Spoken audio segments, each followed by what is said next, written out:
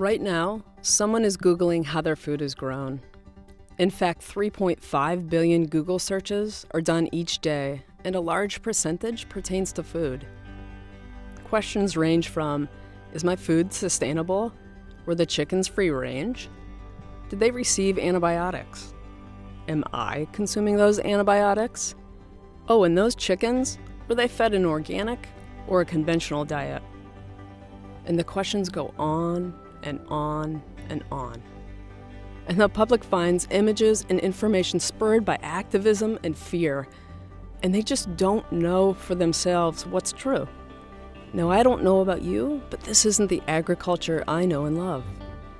Families have farmed on their land for years, some for hundreds of years, growing their crops and raising their animals, which in turn feed us every day.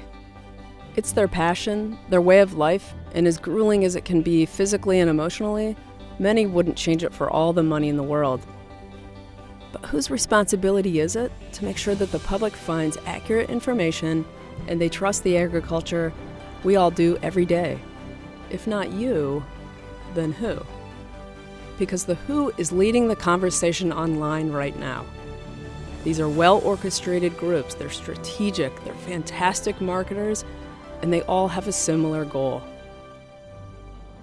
Unfortunately, their vision doesn't match our vision of a better, more modern agriculture with science in mind.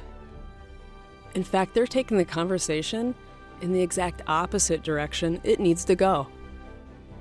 Innovations that we need in the future, and some that have gotten us to where we are today, are being stifled. Our years of investing in science and technical discussions in many forums have been replaced with misinformation and even pointed to less efficient, less sustainable ways of producing food. And because of this, it's no longer an option not to engage. We know from those doing consumer research that we need to build trust with consumers and that they want more transparency in their food. But if science-minded individuals like us aren't in the conversation, perceptions will be all that the public has to make decisions. These decisions I don't always agree with, but when it comes down to it, can you really blame them? So let me help you get started. Write down this link at the bottom of the page, and it'll take you to a list of people in the food conversation that are helping shift some of the food paradigms you see online and even in your grocery stores. The second thing you want to do is find something you're passionate about. Watch those conversations online and engage when the opportunity presents itself. Social media is where the conversations are happening, and engaging on forums like Twitter, LinkedIn, and Facebook will allow you to cast the broadest net you can. But don't let anyone tell you there's only one way to do it. You can turn your scientific publication into a tweet.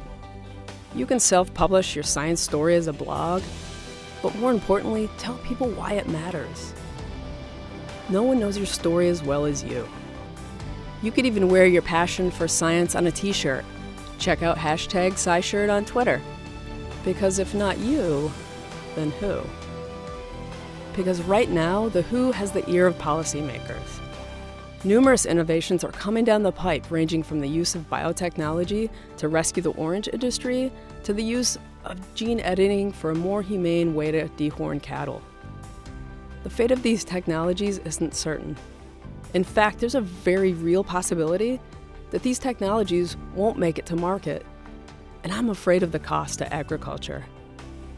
I hope at the end of the day, science will win, but only if we let it happen. Find something you're passionate about, engage online, and tell us why it matters. If not you, then who?